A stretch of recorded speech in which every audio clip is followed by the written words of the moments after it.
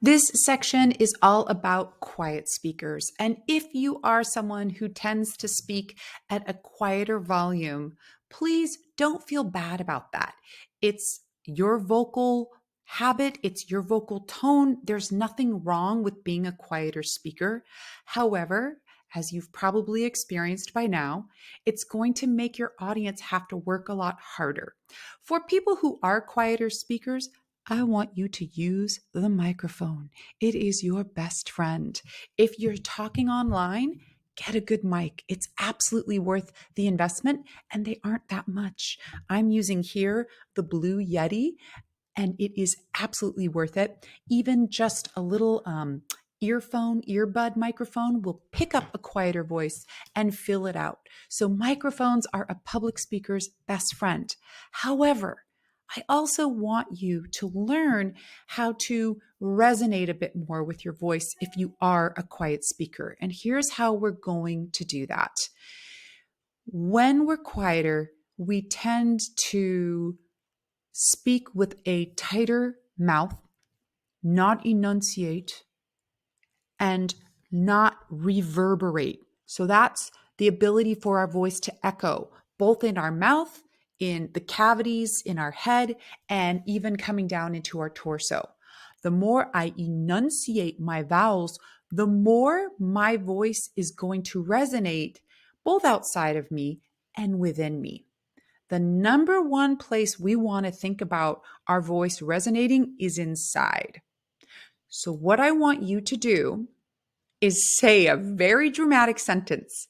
Don't cry for me, Argentina. Say it first like you normally would. Go. Then I want you to really enunciate all of the vowels. Don't cry for me, Argentina. And then I want you to take it a step further.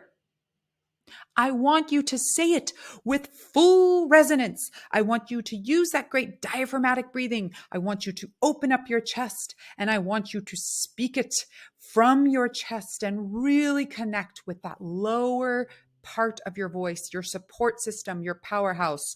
Don't cry for me, Argentina. And really see if you can bring out some of the deeper, darker colors of your voice. Oftentimes, we talk about voices as far as a weight quality, either being light or heavy.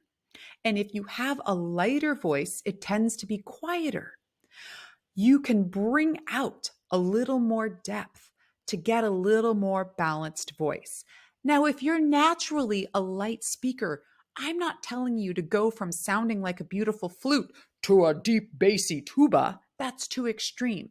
But to just bring out a bit more fullness in your voice and a bit more resonance is going to make you so much more of an impactful speaker.